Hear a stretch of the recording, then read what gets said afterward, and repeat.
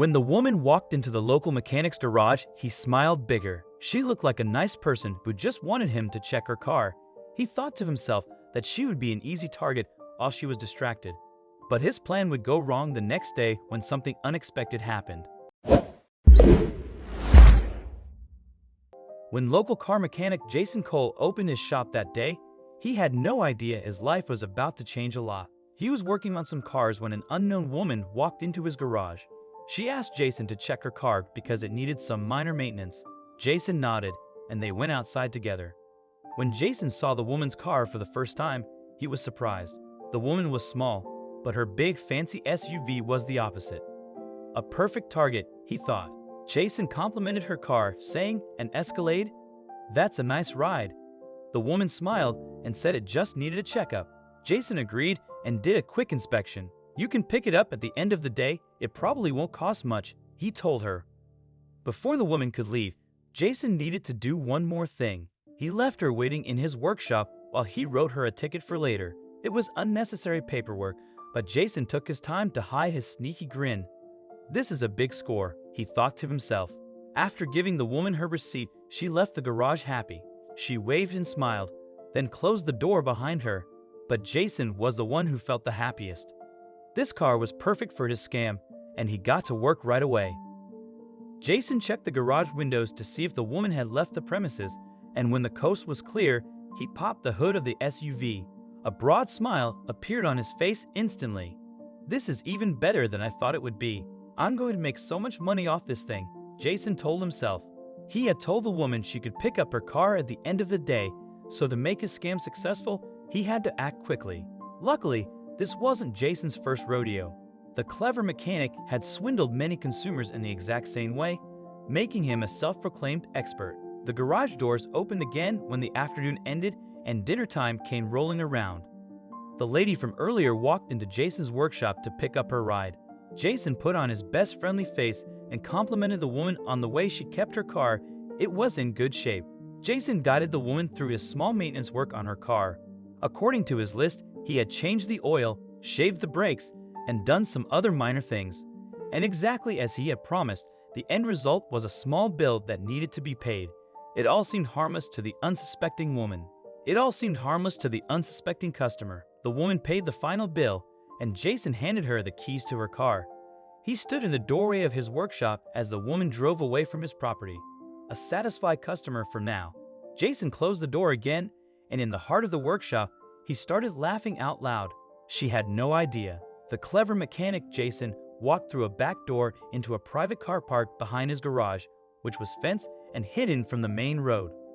There, he spotted a car similar to the Escalade the woman had brought in. He popped the hood and laughed, noting that while her car had received a downgrade, this one had a major upgrade. Jason had perfected his scam over the years, charging unsuspecting customers a small fee for minor repairs while secretly swapping their high-end parts with inferior ones from his collection. He only targeted cars that matched those in his private lot, selling the upgraded vehicles for a profit on the black market. His scheme was profitable, and customers left his shop happy, unaware they had been swindled.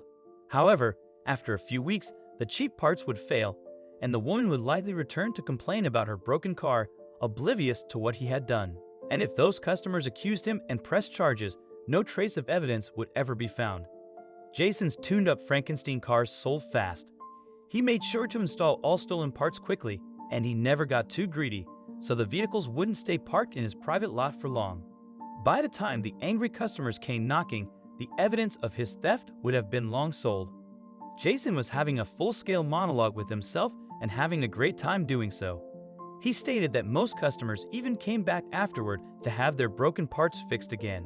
He would gladly do the job and do it well, knowing that he could charge them a second time for a problem he had created.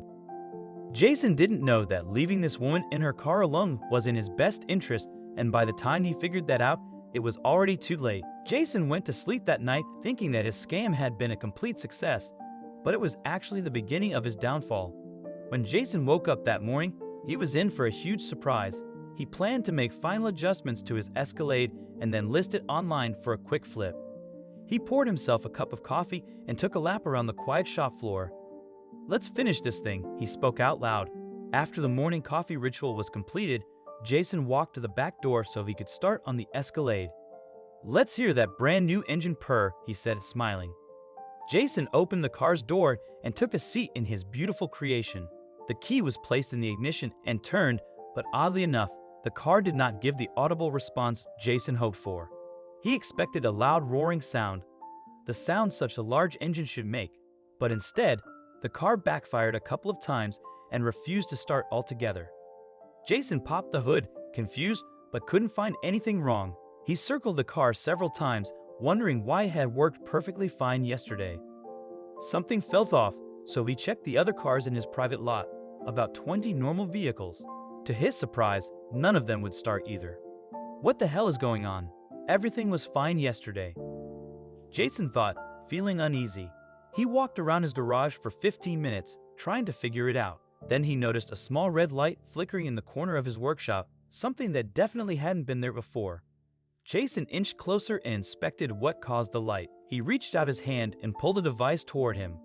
"Huh, it's a camera," Jason said with a nervous tone. Without a moment of hesitation, the scared garage owner took the camera and brought it to the computer in his office. If the camera had been recording all through yesterday without him noticing, he feared what was on there. The device was connected, and Jason's computer monitor showed one file. The file was opened, and a video recording instantly started playing. Jason saw that the footage started yesterday around 1 p.m. He also saw the woman from the Escalade placing the camera while Jason was busy making her receipt in his office. Jason felt sweat dripping down his forehead as he realized what was coming. The woman who had placed the camera pulled out a white sign and held it up for him to read. Chills ran down his spine as he saw the message. She had known about his scam all along. "It's the end of the road for you. The police have already received a copy of this recording and are on their way," she said. Jason's worst fears came true as the footage showed him tampering with the car and bragging about his scams. Panic set in as he understood the police now had solid evidence against him. Desperate, Jason decided to flee. He rushed to his private car park only to find all his cars disabled. "How did she do this?" he muttered in frustration. One car remained untouched, a vehicle he had vowed never to drive, stored in a locked garage. It was Jason's trophy car, a Frankenstein of parts from his past scams. Despite his hesitations, Jason knew he had no choice. He started the car, and it roared to life. Jason sped off, opening the main gates with his remote. "If I hurry, I can escape before they arrive," he thought. But just as he reached the main road, police vehicles swarmed in, blocking every exit. Within minutes, Jason was arrested and his prized car was impounded. At the station, he'd awaited questioning. When the door opened, it wasn't an officer who entered, but the woman who owned the SUV. This time, she looked anything but friendly, revealing herself as Detective Sarah Hayes. She revealed that Jason had scammed her brother the week before, which led her to use her police connections to bring him down. She borrowed a luxury Escalade from the impound yard to lure him in. After he accepted her car, she secretly planted a camera in his garage, counting on his arrogance to overlook it. Using a legal warrant, she and her team disabled his vehicles at night with devices that blocked engine transmissions. "I left your trophy car untouched on purpose," she said, showing him one of the devices. This car was proof of his crimes, made from stolen parts. Jason's choice to drive it sealed his fate. The footage and evidence led to his conviction, resulting in an 8-year prison sentence without parole. His garage was auctioned off, and the money was given to his victims.